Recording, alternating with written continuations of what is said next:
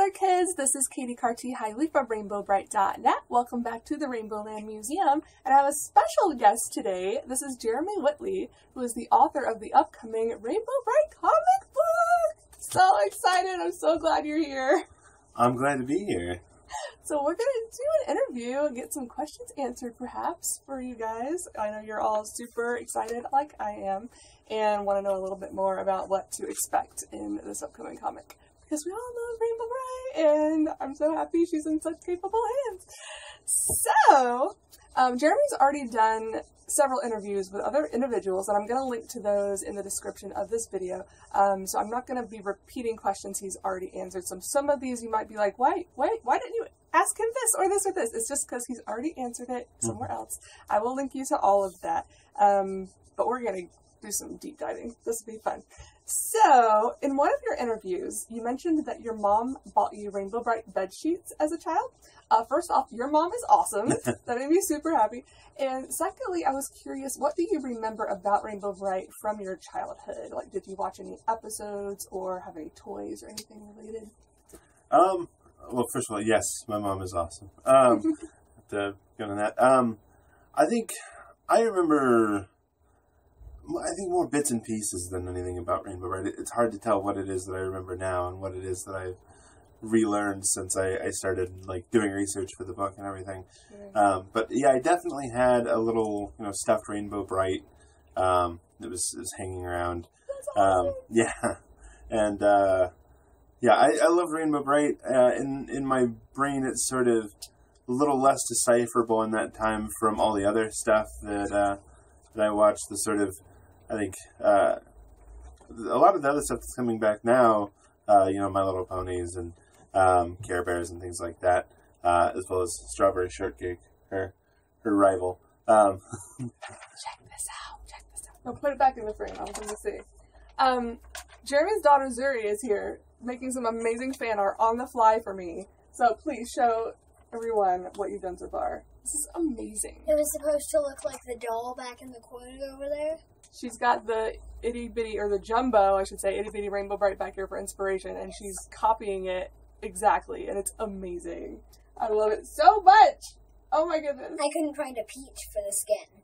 That is perfect. That's way better than anything I would ever have done in a million years. And you see the sunlight shining down on her and all the stars. I love it. Did you sign it? Remember you have to sign it? I signed it. Oh, you did. Perfect. I have a Zuri original in my collection now. This is amazing. So you do remember some of the other kind of girly cartoons from back then too? Yeah, I think to my parents' credit, they were not too far on that, or not too big on that idea of there being like boys' cartoons and girls' cartoons. Awesome.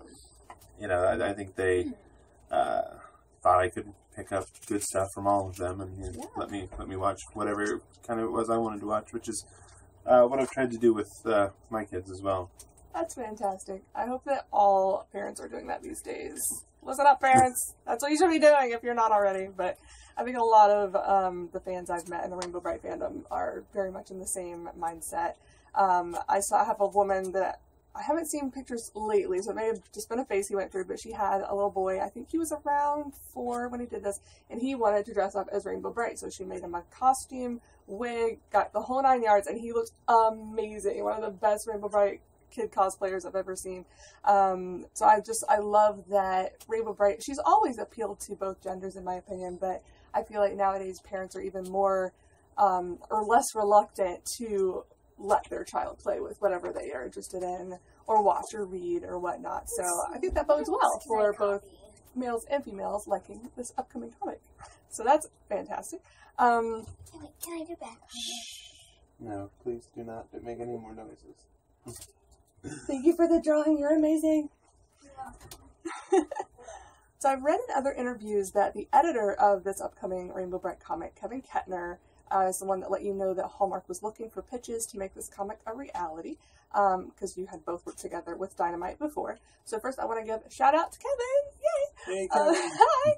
Yes, otherwise you probably wouldn't be here right now if he had not let you know about the opportunity. That's awesome. And wanted to say congratulations, because as someone who's been a fan of Rainbow Brite nearly all her life, I know how beloved Rainbow Brite is to not just the fans, but to Hallmark themselves. She is definitely their baby, and they've been very protective of her for many years. So you must have really wowed them with your ideas to have landed this job. So without giving too much away, do you have any idea why they went with your pitch above the others? I think, it was an interesting process for me because, I had worked with Kevin before. We worked on Vampirella, which is a very different property. It's a very, R-rated book. But, it was the same sort of circumstance where I had come to him and I was like, I'm looking for something, what's coming up that you think I'd be good for? And, he had recommended that before, and we had a great time working together. And one of the things that we were trying to do was sort of push her away from this sort of cheesecakey oeuvre that she'd been put in, and make her, sort of the hero of her own book, and make it less about her being sexualized by the creative team. Mm-hmm. And I think, with Rainbow Brite, I obviously had done a lot of younger audiences stuff. My own book, Princeless, is, for a younger female audience. And I think Kevin saw the opportunity to try and do something a little bit different, but also something that is fun, kid friendly, and sort of hit me up to see what kind of ideas I had for it. And when he first sort of pitched me on the idea, I was like, I don't know what I have to add to Rainbow Brite. I don't know what I would do that would be close enough to what Hallmark would want and would still be different enough that I feel like it's worth doing. Because I didn't want to come in and just basically do a comic book of, what is now a 30-year-old series. So I wanted to make sure it was new and different enough that it was worth doing.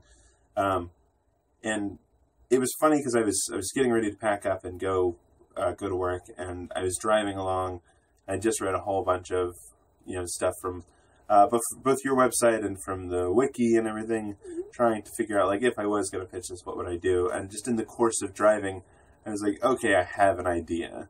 And, a sort of thing I want to do, because the thing that struck me a lot about the original is that Wisp just sort of shows up more or less out of nowhere. It's not really explained where she comes from or how she came to have the sort of power that she does.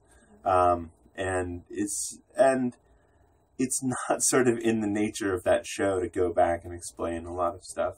Not only because, that's just not what they were trying to do, but also because they're sort of burdened with, needing to get more characters and toys out there. Mm-hmm. That was the primary function of that show, is selling the new toys. Yep. And all credit to the writers, they ended up putting some great stuff in there.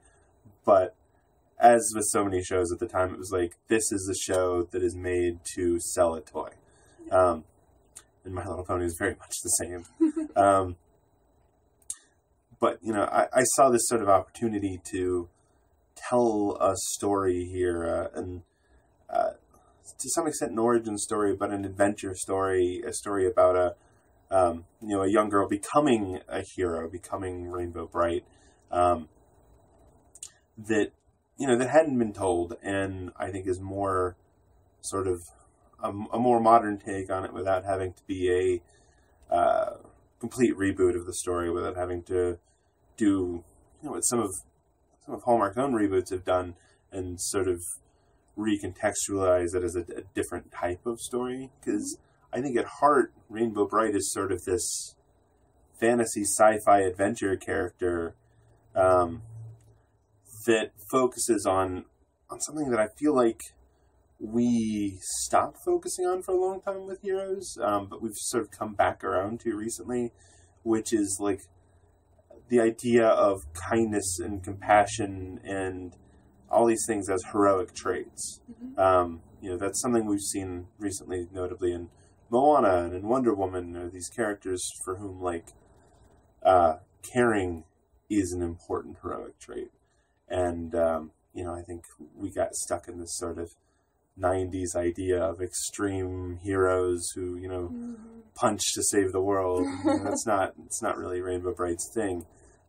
Sometimes it comes down to actually fighting evil, but a lot of the time it's about understanding. And that's something I'd had a lot of experience with, writing the My Little Pony comics for IDW, is sort of having to tell a story where at the end there is something that a young reader can take away. It's like an interesting moral lesson or friendship lesson, for that matter. Mm-hmm. And I've wanted to try and sort of integrate this more epic adventure story for Rainbow Brite into a lot of what's already existing there. Because there's a lot of fun mythology there around the character, but there's also like just huge gaps. And I think taking advantage of the ability to fill in those gaps and can make it a different type of story without having to entirely rewrite what's there. Awesome. I completely understand why they picked you now. Because obviously I haven't heard yours or any of the other pitches, but I can just imagine some other takes people would try to put on it, and I really like the way you're approaching it a lot. I was encouraged by the fact that, like, from the get-go, like, when I was talking to Kevin, he was like, they don't want to do, like, a dark and gritty reboot of Rainbow Brite. And I was like, good, because neither do I. Exactly. Like, that sounds terrible. Nobody wants that. Nobody wants that. And I was like, I feel like there's a way to make it more modern without, like, changing the core of the character or changing, the type of story it is. But I think we've recontextualized what kind of adventures girls can have in stories since the 80s. Like, definitely. Because there's definitely, like, certain type, we were talking earlier about there's just this idea of, like, girls' cartoons and boys' cartoons, which, thankfully, to some extent at least, has faded over, the last few years. Yeah, thank goodness. Hopefully that will continue to happen. Well, speaking of Hallmark, I was curious, how closely will you be working with them while creating the series? Do they have, like, veto power if there's something they're not comfortable with? Do they get final say, or are they leaving it mostly up to you? Sort of both. Hallmark, the folks I work with over there, Kevin and Hannah, read every script I turn in. They have definite veto power if they don't think something works for the character. If they think it's problematic, they can absolutely tell us no.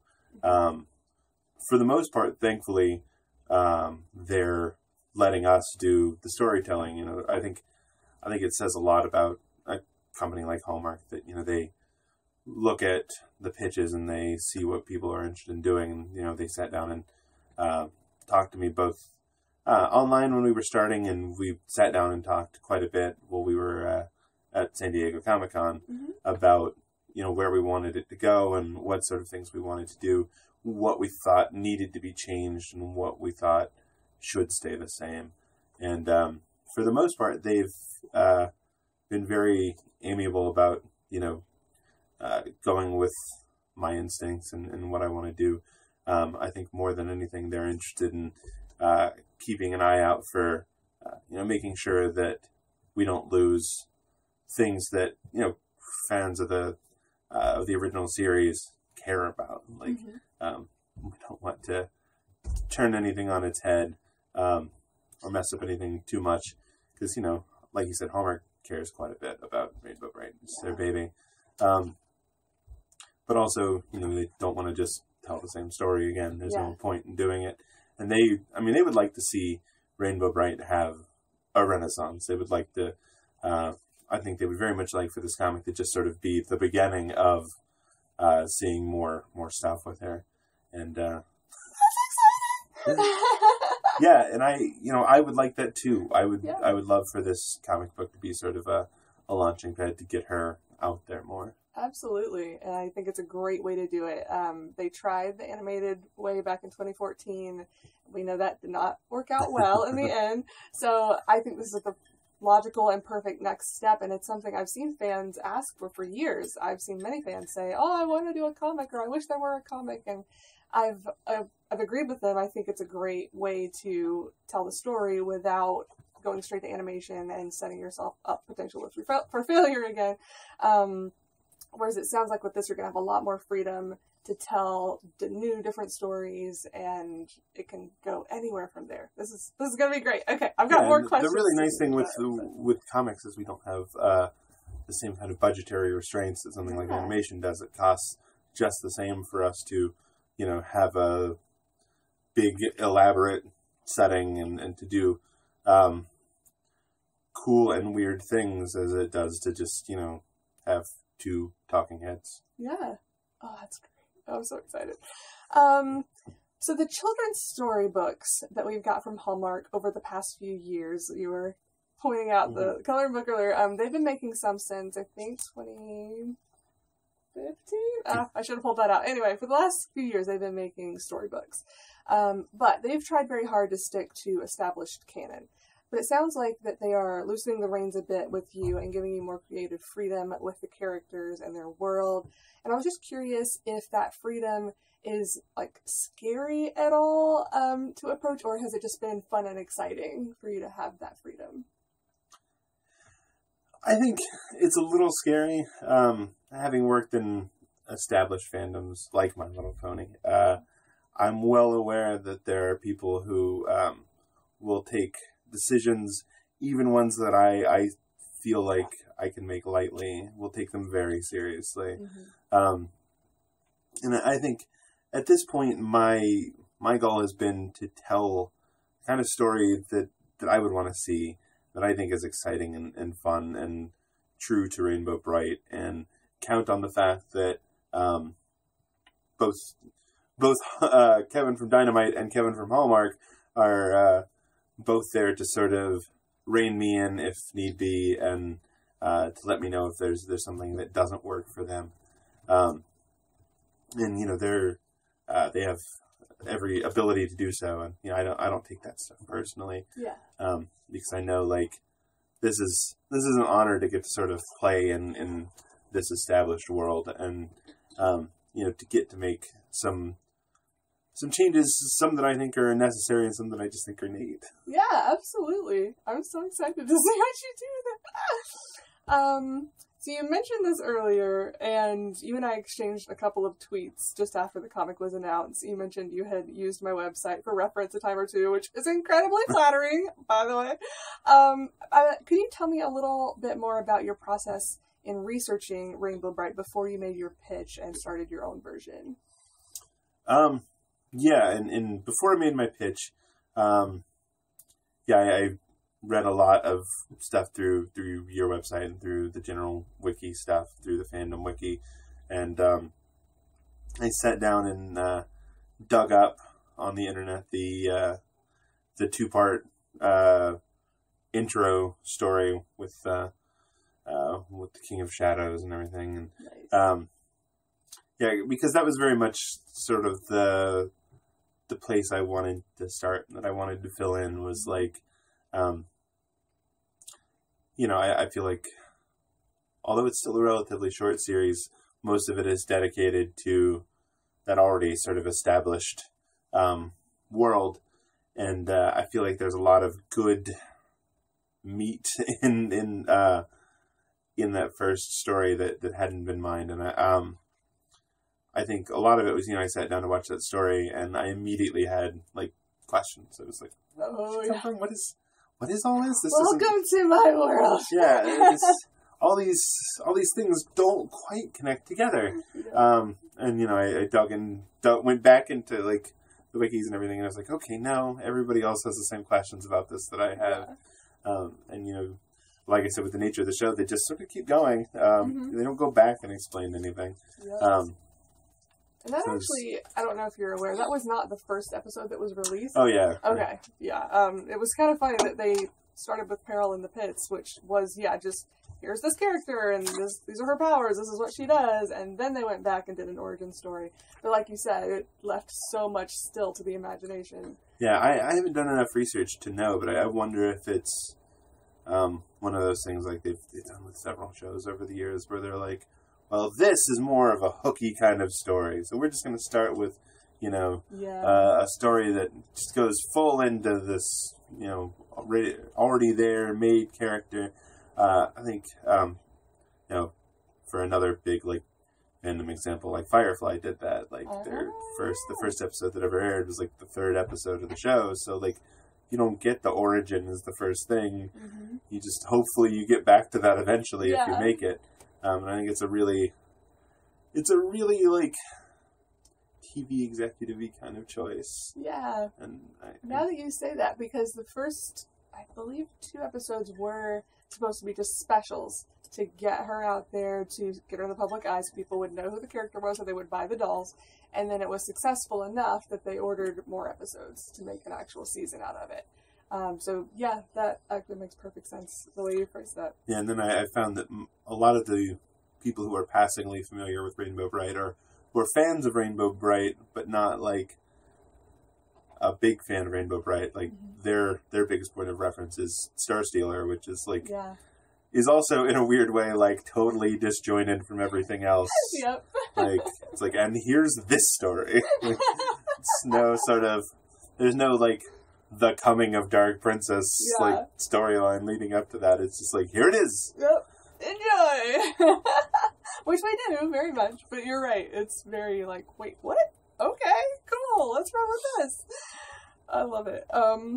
So I tried to find the tweet again, and I couldn't. I don't know who said it, but I recall someone responding about the upcoming comic when it was announced, saying that you are a perfect fit for it because you write comics that you would want your own daughters to read. And I was just curious if you would agree with that. Would you say that's accurate? And if so, what are some elements that are important to you to include in your work, not only for your daughters, but for all potential readers? I mean, that's definitely something that I consider, especially when writing for younger readers. I mean, I don't think there's any of my work that I wouldn't want my daughters to read. Like, Vampirella is a little old for them right now, for example. But I think, with Princeless, which was my creator-owned series, was sort of my entry into comics. The biggest thing about that is it's a princess story about a princess who saves herself, and it's about a young black princess. So my daughter Zuri, who I started writing that for originally, I wanted her to be able to see herself in the character and to be able to see herself represented heroically, and to also get sort of this intrinsic feminist message from it that she can do her own thing. She doesn't need anybody to save her. And there's a lot of, I think, semi or quasi-feminist message worked into, the story, where in a lot of older properties it might be like stories about being nice to people or friendship or things, and not that those things are absent, but that, there's stuff about being self-reliant and not defining yourself by, your romantic interests and things like that. And that absolutely is the sort of thing that I think needs to be out there because, while not really intrinsic to Rainbow Brite, there are a lot of like cartoons from the 80s and before that have weird messages for girls, I feel like, or just don't have messages for girls. They just don't have anything to say to girls at all. Mm-hmm. And that is not something I wanted my kids to get. And I think at the time that I started writing Princeless, there was not a lot of like all ages comics coming out at all. It was, if anybody remembers the depths of 7 years ago, like DC just launched their new 52, which was their big like rebranding of their universe, and all of the characters were super adult. And like the first issue of Detective Comics, Joker cut off his face and sewed it back on upside down. And there's just like all these like really cheesecakey stuff done with all the female characters, and I was like, there's nothing in the store that I would like want my daughter to read right now. That stinks. That's what sort of set me down that path, which eventually led to My Little Pony and the work I've done for Marvel and Unstoppable Wasp over there is all, done with the aim of having younger readers pick up these comics as possibly their first comics and get something important out of it while still getting a fun story. And hopefully that's what we'll get across with Rainbow Brite as well. Is, like I said, I want to have a story that's empowering for girls without necessarily having to rely on punching is the main source of look how powerful she is. She can punch guys. And that's something I've loved about Rainbow Brite since the 80s. A lot of people just don't realize she was a superhero. She is a superhero. She literally saved Earth from eternal winter. If she had not defeated the Dark Princess, got rid of the Nets over Spectra, we all would have died. So, she is in a lot of ways, and Hallmark brought this up to me at one point, is one of the original magical girls. She's at least in... they don't cover a lot of this in the original series, but I think they did a bit more with, I guess it was the 2009 one where, she actually, lives on Earth. She's from Earth. She's a kid. And that's much more, I think, in the, canon of things like Sailor Moon, where, you have a girl who is just a girl, but, she has an extraordinary capacity to do something. And, that I think is sort of what we're going for a bit more is less sort of the retro futuristic vibe that some of the original stuff has, and a little more of a girl with an extraordinary capacity to care. Awesome. Love it. I love it. So, this is something we've already talked about a little. I've seen in other interviews where you were talking about her qualities such as compassion, friendship, kindness, honesty, and empathy. She is a warrior, but she's not just a warrior. All of which I think are fantastic, which I think I've already gotten across to you, but we'll reiterate. All of which makes her an exceptional role model for children and, well, not even children, just everyone. Women, men, little girls, little boys, everybody. I think she's a fantastic role model for. And magic gives her these abnormal abilities, but it's her normal human strengths in these areas that kind of prepare her for that role as Rainbow Brite, so that she can take on those responsibilities and those powers and use them for good. I'm curious, in your version, as she changes from Wisp into Rainbow Brite, will there be any kind of transformation scene of sorts, like He-Man or She-Ra, I have the color? I wouldn't want to ruin that. Okay, you don't have to answer. I don't want to spoil anything. But, that is a question that will be answered relatively quickly, is how she sort of goes from being Wisp to Rainbow Brite. Awesome.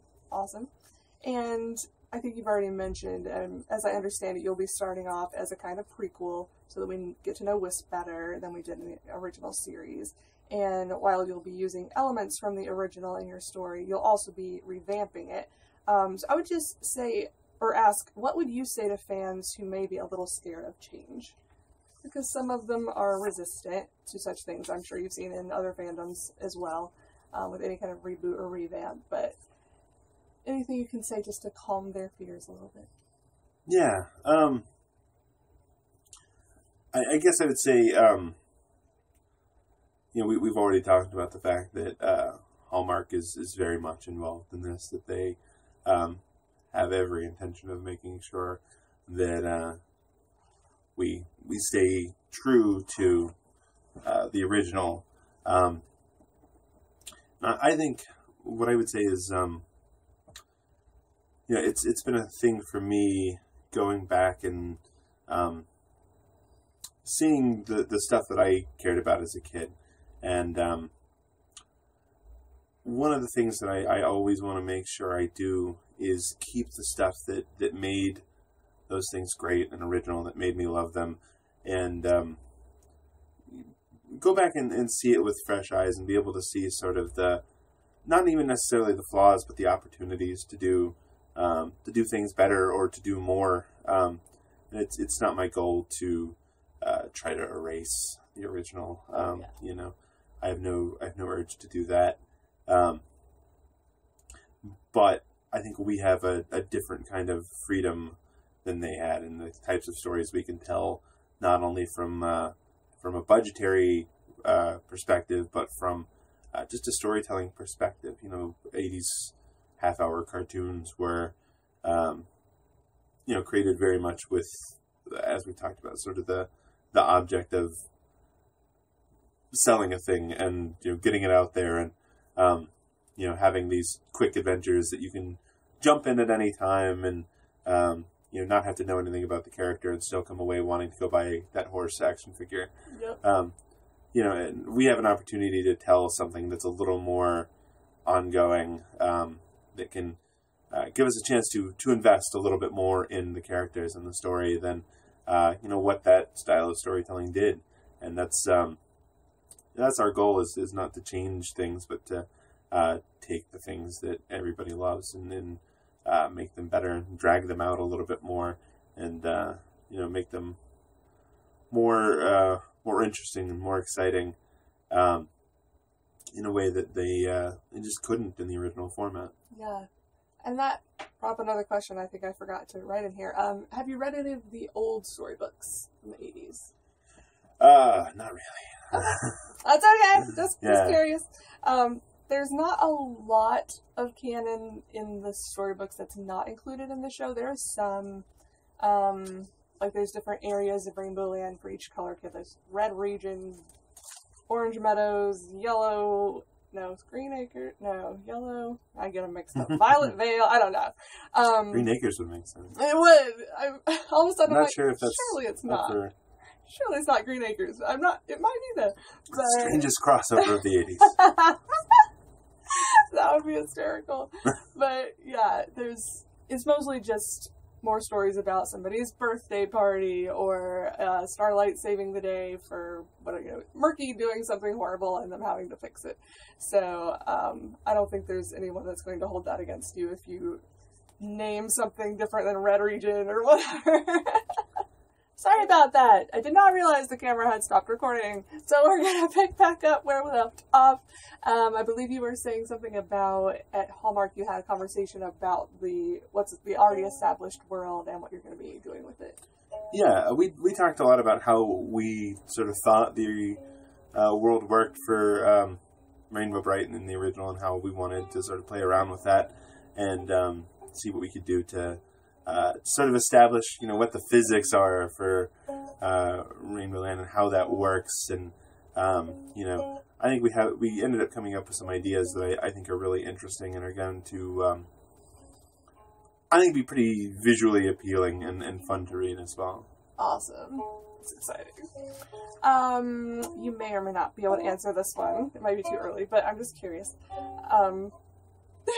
We have a concert going in the background. Jerry is playing us a tune on the ukulele. This is adorable. Will there be any gender swapping or race swapping of established characters? Because as you know, the original cast of characters were not very diverse at all, and I think a lot of fans would love to see more representation this time around. Yeah, I think I think we're gonna probably do some changing around with the color kids. Obviously, it's an interesting feature of that story that they are called color kids and they're mostly white. And we would like to see we would like to make some changes there that give us a more diverse cast and give us different types of characters as well. We're very aware that people are pretty tied to some of the color kids, but there are also things that I feel like just don't make sense for the kind of story we want to tell. Like the fact that Red Butler's name is a reference to an actor that no kids reading this book in 2018 will have any idea who Red Butler is. That's a good point. Because I had a moment when I was going back and researching this again, I was like, is he a butler? No, he's not a butler. He doesn't buttle. He's not. Oh, it's a joke. Oh, his name is Red Butler, like Red Butler. And I was like, no kid is going to get that. They're just going to wonder why he's not serving her tea. And even a lot of adults, I think, miss out on that connection. So yeah. So we definitely will. That's an area where I was like, well, that needs to change. That name doesn't make a lot of sense in 2018. I'm not sure how much it made sense in 1983, 84. But we wanted to update some things like that, and we do want to make sure that our cast is more diverse than the original was. So yeah, there's going to be some changes. We also maybe the most controversial change I feel like we're doing is we're rather than calling them the Color Kids, we're calling them the Color Guardians. Because I think Zara, you have to go away with that. Okay. You have to. I think we were having a discussion at one point where somebody thought I had said they were colored kids, and I was like, oh. No. Oh, that sounds weird. Yeah, maybe that's not the best terminology. Maybe we'll update that some, and because we want to play with sort of the idea that each one of them comes from somewhere as well, just as Wisp does. They come from somewhere, and they have a backstory. They have an origin and a home as well. Sort of.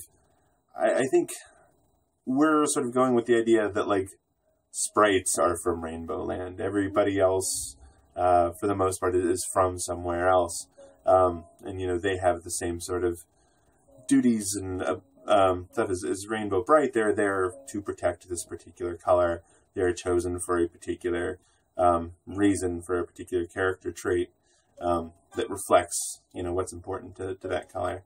And so, we wanted to, I think the idea of them being guardians of that color, I think plays nicely into that.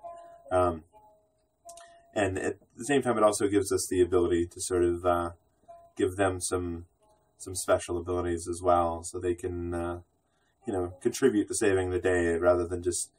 I feel like in a lot of cases in the original series, they're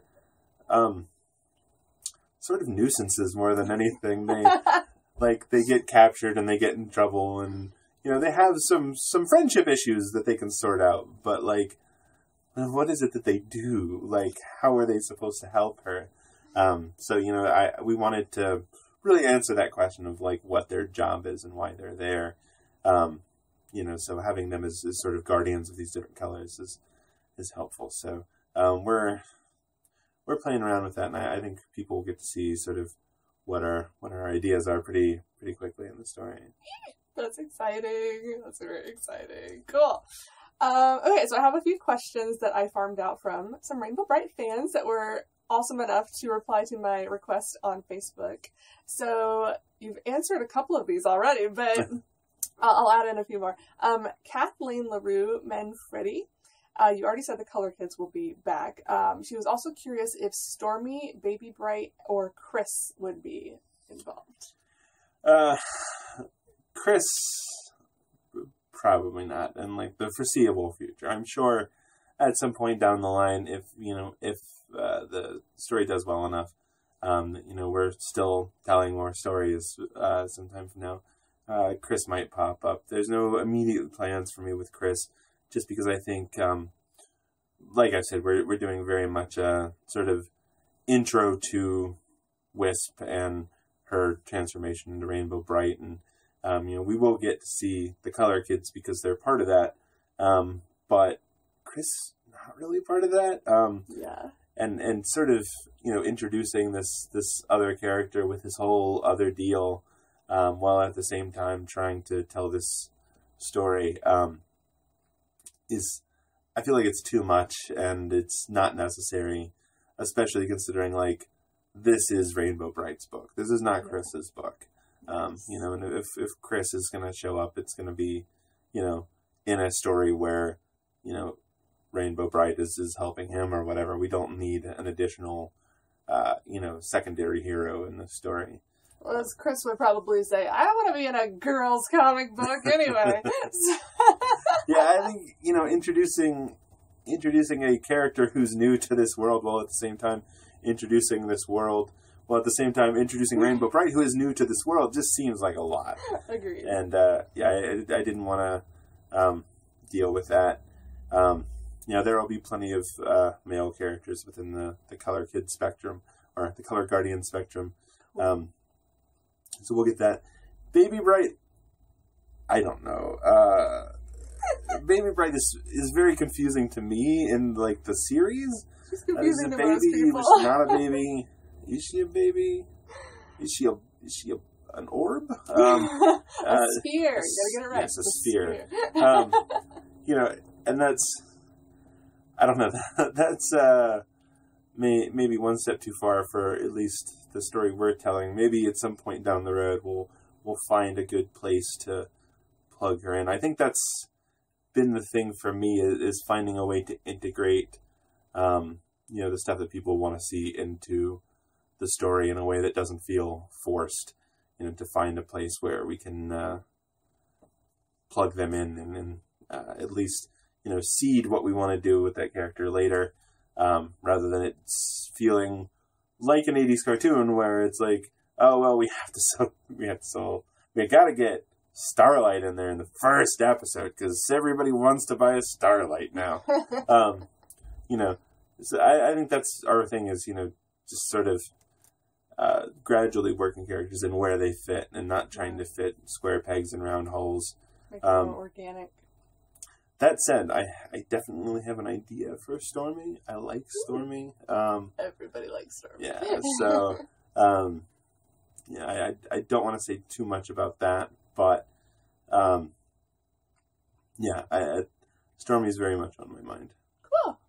They will be very happy to hear that, and so am I. You already answered, it looks like, Patrick Benjamin, Love in Ireland, and Tim Beers were curious about backstory and character development for each Color Kid. Sounds like we're going to get that, so that's really, really awesome. Brendan Michael wanted to know, will you be introducing any new characters?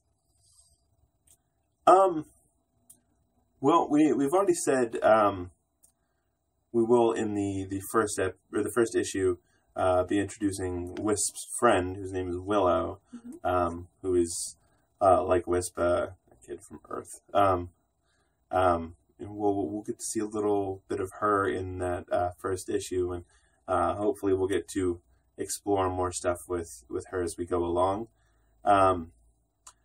I'm filling in the cast of bad guys a little more, I think, just because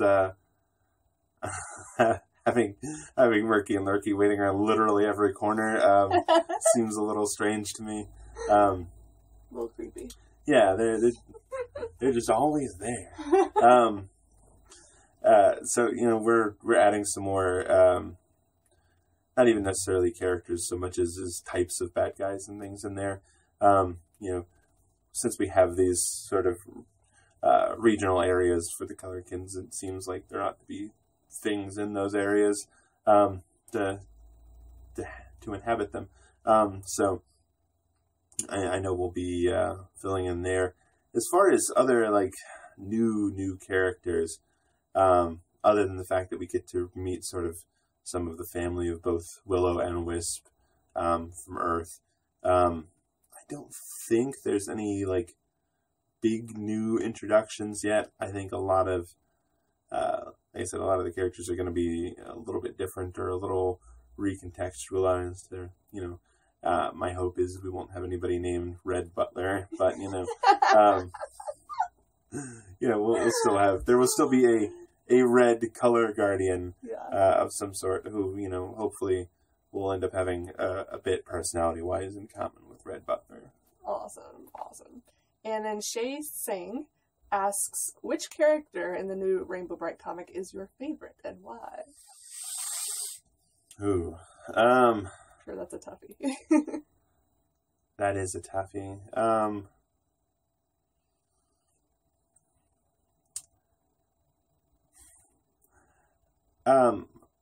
I like Wisp a lot. I like she's getting some more personality. It's a lot of fun to write Murky and Lurky. I'm writing issue 4 right now, which introduces a couple of I guess our red color guardian. We get to meet very briefly at the end of issue 3, and he's a major character in issue 4. He's a lot of fun, and I might be working in an appearance for a certain very sassy horse at some point soon, which is a lot of fun to write. Obviously. He was always one of my favorites to watch, just because he's so ridiculous, and everyone knows it except for him, but they love him anyway. Yeah, it's all good. He's a lot.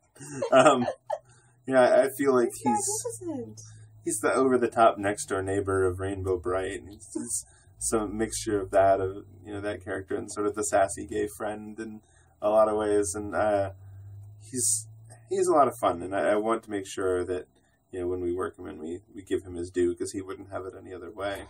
Amen. Yeah, and I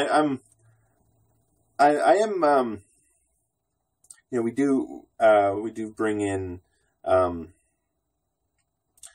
sprites into the story fairly early, and I'm getting to write Twink a bit, and I like. Let me stop you real quick, because I saw in one of the interviews he was called Twinkle. So which is it? It's both, actually. What? So the way the way we set it up is you know I had to ask this. Yeah. So the way it's set up is his name is Twinkle, and that's how he introduces himself. And Wisp calls him Twink as sort of a nickname, which he doesn't understand the concept of nicknames early on. She has to explain that to him. And I get to...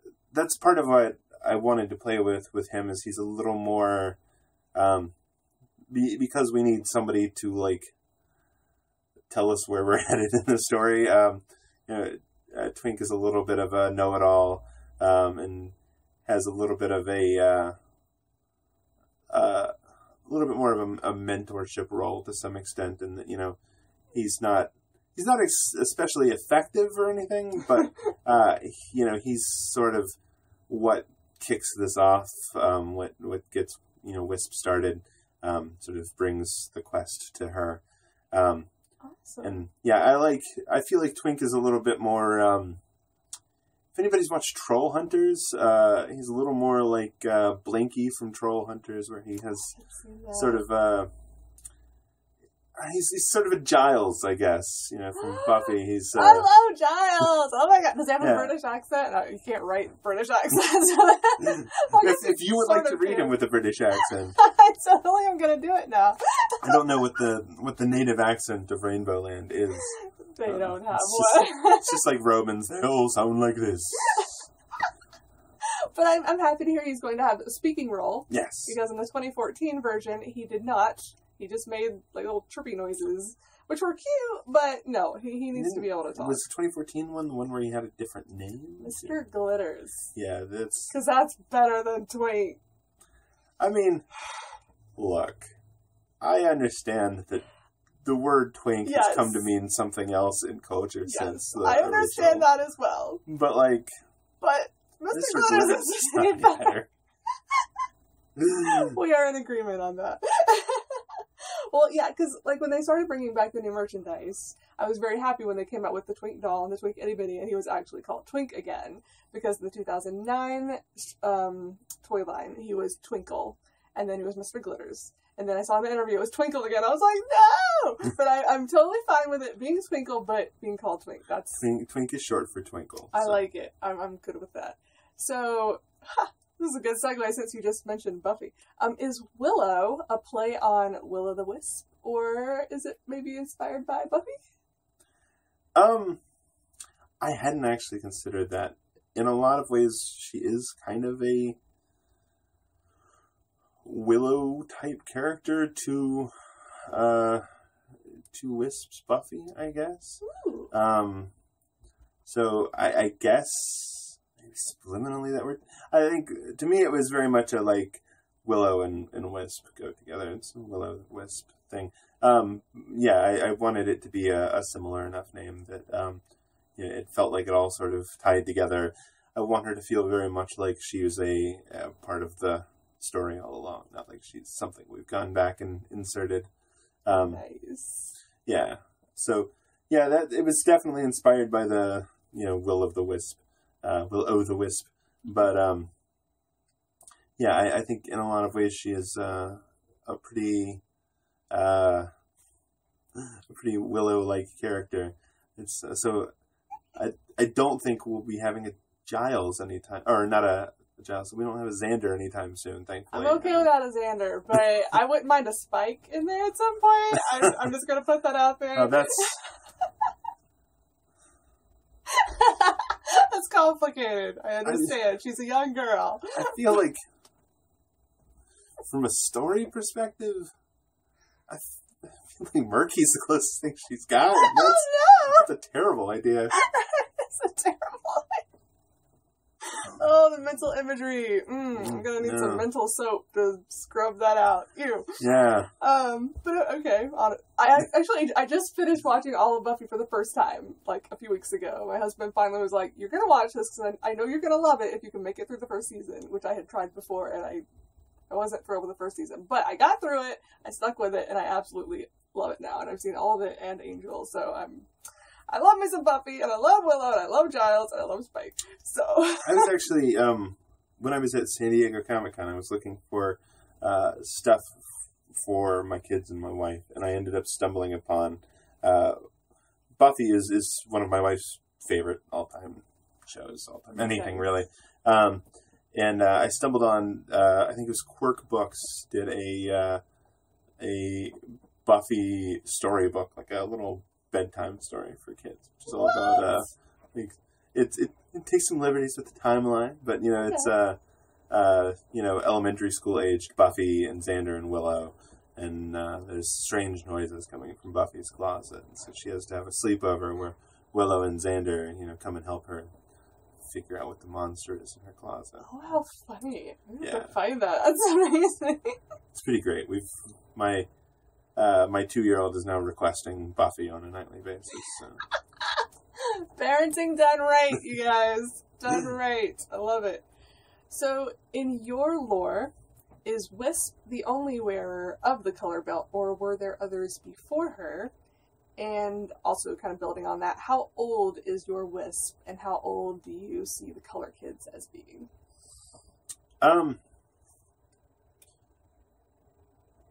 So color belt is an interesting question because at least in the early parts of this story, Wisp will not have the color belt.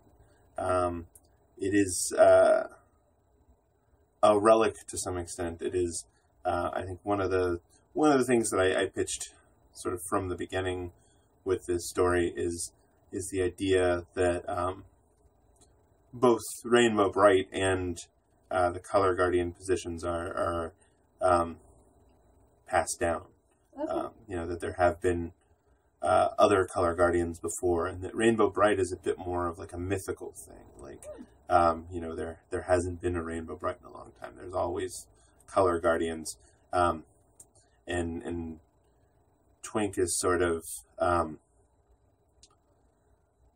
looking for this next Rainbow Brite with the goal of saving Rainbow Land. So she's totally like a chosen one.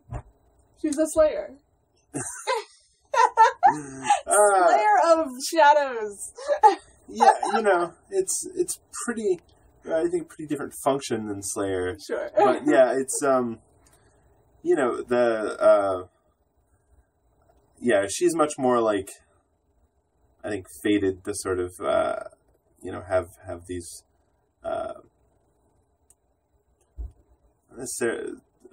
partially it's abilities, partially it's about, like, personality traits. She has the right mixture of personality to be Rainbow Brite, whereas the Color Guardians are actually chosen by, their individual sprites. So, they find somebody that they think embodies their color and, kidnap them in Rainbow Land. Kidnap is maybe not the word I'm looking for, but, that sort of bring them in and give them this ability. Okay. Do you have any sense of, because in the original series, it was alluded to in one episode that the Color Kids were at least 700 years old. There was this kind of throwaway line that the last time the monster mark had been seen in Rainbow Land was 700 years ago. So it's always been kind of a question in the fandom and a theory that the Color Kids are eternal and they just live on forever and ever and ever. But in your Rainbow Land, are the Color Kids, do they age at a normal rate as human children? Do they age slower? Is that even a factor, really? We haven't played with it too much, but I'm definitely what I'm going with. I think is that time in Rainbow Land generally it's sort of like Narnia in that it passes more quickly in Rainbow Land. So in the time you can have a lengthy adventure in Rainbow Land, you can then go back to the real world, and it's a day or two later. Nice. So yeah, I think that helps to explain sort of the idea of Color Kids not aging super long, or at some point they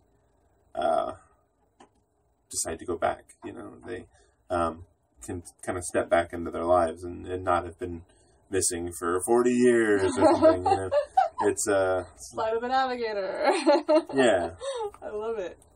Okay. Let's see here. Yeah, I don't think we've addressed this one quite yet. So I saw a quote in your Previews World interview that I just had to bring up. It was, "We feel there's no reason the world of Rainbow Brite can't be as exciting and engaging as something like Harry Potter. We look forward to proving it." And as a massive Harry Potter fan, I was very intrigued by this. And one of the things for me that makes Harry Potter and Rainbow Brite so wonderful is that they show other parts of our world or gateways to other world that exist concurrently with our own, but are secret. And that does a great deal to bring the reader along and make them feel as though they could be part of the story themselves. And to that end, I was just curious, are Wisp and Willow the only human children we'll meet during this adventure? Well, it sounds like the Color Guardians could potentially be coming to Earth. At least some of the Color Guardians will be human kids. I think we're leaving the door open to do some more stuff with that, and I like the idea of seeing more of the world. That's something that we've discussed as well. Is that in the cartoon, I think Rainbow Land exists very much sort of in a bubble, which is very, very rarely penetrated by anybody from the outside, with the exception of Dark Princess. And Brian. We can't leave out Brian. Yes, and Brian, of course. But, I like the idea of being able to explore sort of what's outside of Rainbow Land as well. Seeing these other worlds. It's an interesting thing about the original that for a while they have no trouble having a sci-fi robot horse and everybody dressing in retro futuristic gear, and the idea that Rainbow Land is a different world somewhere. There are no aliens other than I guess maybe Marky and Murky. Yay! But he only shows up for the one episode and then he's gone again. Yeah, there's no intelligent alien civilizations out there. Yeah. So I think that might be something that we get to play with at some point. I like that. Cool. Okay. So you already answered my question I had next. After the first issue, do you know how often the subsequent issues will be coming out? Will it be monthly or like every 2 to 3 months? It'll be monthly at this point. I know what we're planning to do is, so I'm, like I said, I'm writing issue 4. The first arc is going to be issues 1 through 5, and then that'll be collected as the first, sort of collected edition of the story, first arc of the story. After that, it's a little unclear, how much longer we're going, where we're going. It'll depend a little bit on how the comic performs, I think, and figuring it out from there. I definitely have plans for what I'd like the second arc to be, and I'd like for it to continue to be monthly after that. But to some extent, that depends on you. Yes, you hear that, everybody? Future readers. If this fails, it's your fault. I'm coming to your house. I'm gonna knock on the door and say, "Why didn't you buy this comic? It's amazing." So if you want more stories, buy the comic, like me. Because I'm going to be buying, at least 2 of everything. So I can have 1 bagged and boarded and 1 to be read, because I'm ridiculous. You mentioned when we were talking earlier about trying to get these into the book market, like libraries and book fairs. Can you speak a little bit to how that's done these days? Because I didn't realize that was a thing you could do with comics. Yeah, so that's what we're talking about with the collected edition there. So once we get those first 5 issues, we'll have basically that whole story bound into book form, and it'll definitely be at comic stores and bookstores. You'll be able to buy it off Amazon and Barnes and Noble and all those things. But our hope is also that it'll be available in things like Scholastic Book Fairs, at stores, or or at schools where kids can find Rainbow Brite that way. And it's definitely something that a lot of librarians have been incredibly supportive of comics, both just generally and as a tool for literacy. Yeah. Because I know there are a lot of reluctant readers out there, younger kids who have trouble with reading for one reason or another, and the added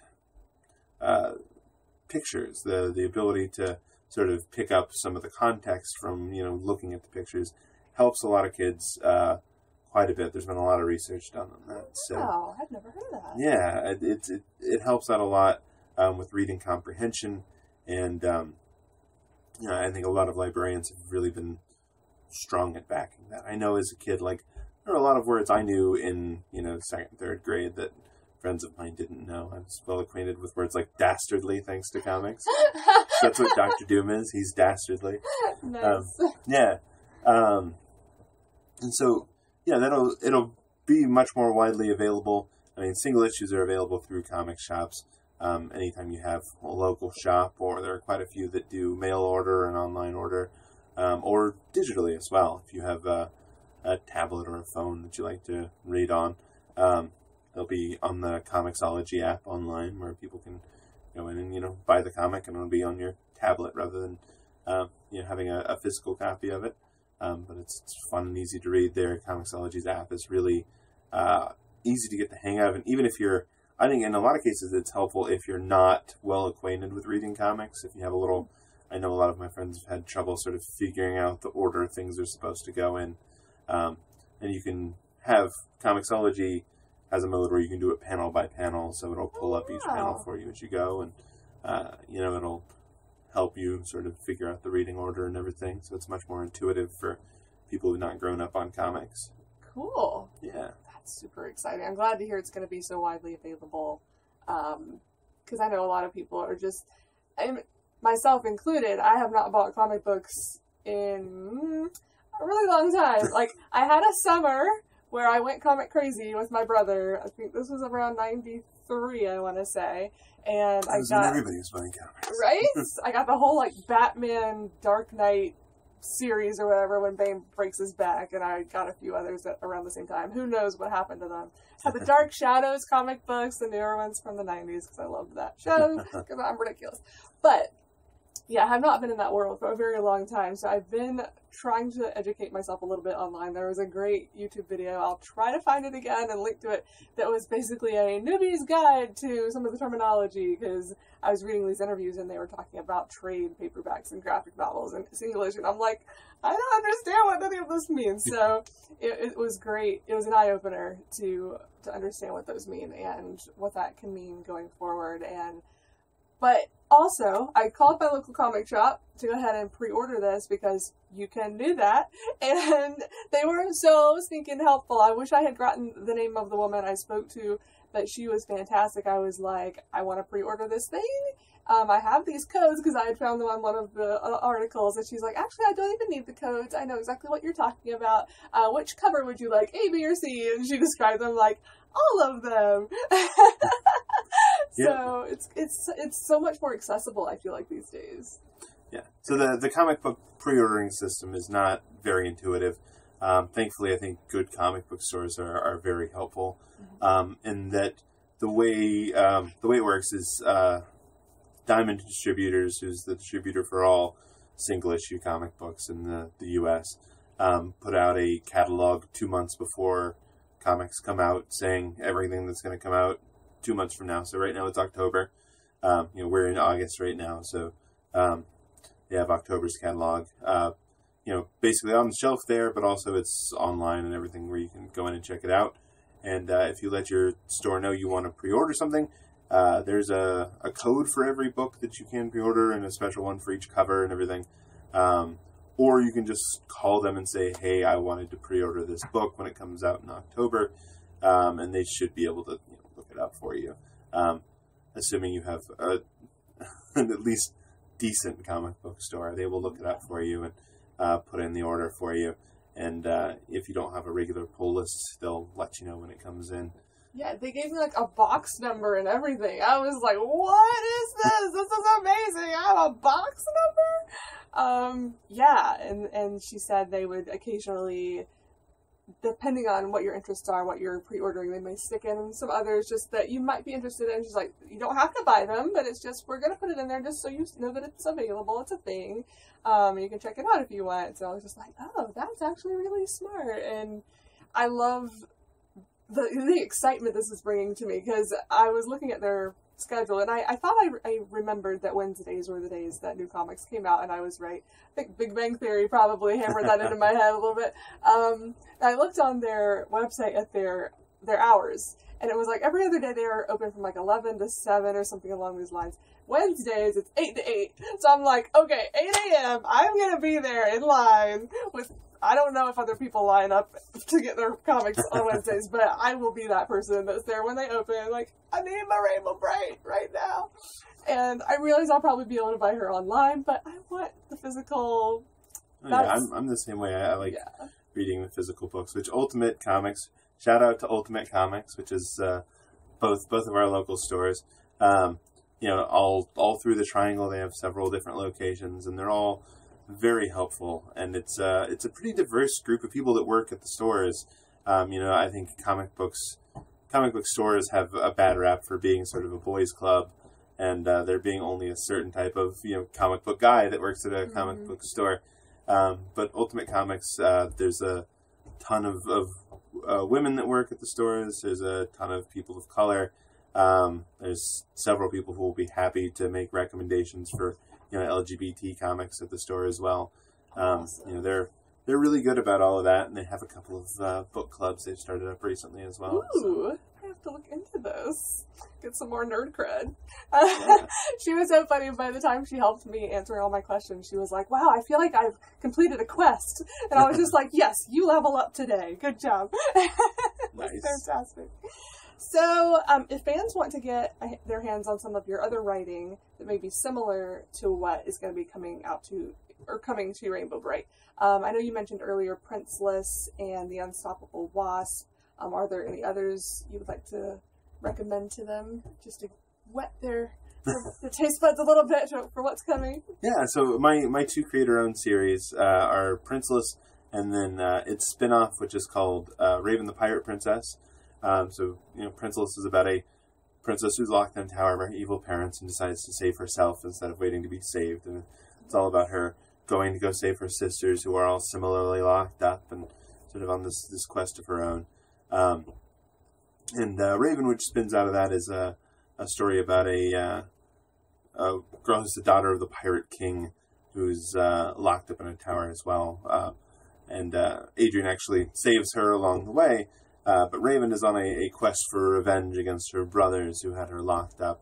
So it's her and her all-girl pirate crew sort of on this quest for revenge on the high seas.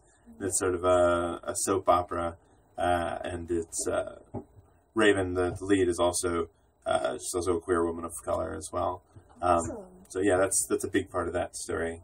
And then Unstoppable Wasp is the other big one, which I do for Marvel, which is all about the daughter of Hank Pym, who is in the movies is a little older, but in the comics is a teenager, who is a super scientist in her own right, and is out to recruit this sort of team of girl scientists to save the world. They're all young girls, and it's all set in New York, so it's a pretty diverse cast. And it's very much part of the Marvel universe. You'll see characters that you recognize, even if you only have sort of a passing knowledge of the Marvel universe. But yeah, it's a lot of fun, and it puts a big emphasis on girls in STEM. And in particular, part of each issue is, instead of a letters column at the end, we do interviews with actual female scientists in every issue. Oh so my gosh, that's awesome! It's everything from chemists to physicists, literal rocket scientists, every kind of scientist in there. And they talk a little bit about all the amazing stuff they do, and sort of their, Twitter handles and stuff, so you can follow them and talk to them online and stuff too. How cool is that? Oh, wow. I think it's pretty cool. I got to interview somebody recently for one of the upcoming issues whose title at NASA is Lead Planetary Defense Engineer, which is just that's the coolest job title of anybody I've ever met. It definitely sounds fictional, but it's not. Wow. Completely real. That's amazing. Yeah, and that's been a pretty cool experience for me, and I really love that book. There's 2 volumes of it out now, and it's starting back up again in October. I've also written a ton of, I mentioned earlier, My Little Pony comics. And about the same time Rainbow Brite is coming out in October, I've got a new miniseries starting up with them, which is called Nightmare Nights, which is it's a story about a team of reformed villains being led by Princess Luna. And it's sort of a heist story. Nice. Yeah. Oh, I'm going to be checking all of these out. I'm so excited. Now, I'm super lucky that you live like half an hour away from me, which is why he's able to be right here at the Rainbow Land Museum for this interview. But I know others are not as fortunate, so I was curious which upcoming conventions you'll be attending that some fans might be able to connect with you at. Well, the absolute best one is right here in Durham. It's Bull City Comic Con. It'll be the first or second weekend in November. It's on the calendar. You can look it up online. It's just it's put on by NC Comic Con. They do this one and Oak City Comic Con, which is in Raleigh in the spring. I'll also be at Dragon Con very shortly. And then SPX, which is in Bethesda, Maryland, in September. And then New York Comic Con, which will be, I believe it's the first weekend of October. And it's a very large show. Yes. I've never been to that one, but I've heard tale of how massive it is, so that's really exciting. Well, if any of you are going to be at those conventions, you should totally come by and say hi, because this guy is super, super nice. And thank you so much for taking the time to come over and do this. I'm sure as time goes by and more comics come out, we're going to have more questions for you. It's my pleasure, and you're welcome to send me messages, freaking out when you do read them. Oh, I will. Now, I did reaction videos for the 2014 animated series, so I'll do the same thing for the comic. All right. Absolutely. You got it. I will be, you guys know me. I'm like, something new Rainbow Brite is coming out, I will be plastering it everywhere all the time. So you make sure you can't miss it. So I'll be sure to let all the fans know what's happening, when it's happening, so that they can participate in this and to be just as excited as I am, I'm sure. Oh, fantastic. Cool. Well, thanks again. Hopefully we'll do this again sometime. Absolutely. Until next time, have a rainbow day. Oh, I did the wrong. Okay, we're supposed to do this with our hands. Ready? Have a rainbow day. Bye. Zuri's getting in with the wave at the end. Oh, you want to go and do it too? Oh, she did it over my head there. Yeah, I Oh, nice. Well, here, do it in the middle. Yeah, and then we're going to go at the same time, like this. All right, ready? 1, 2, 3. Have a rainbow day. You're rainbow with the wrong direction. We both go in the same direction, just from different ends. There's no wrong way for a rainbow to go. There is no wrong way.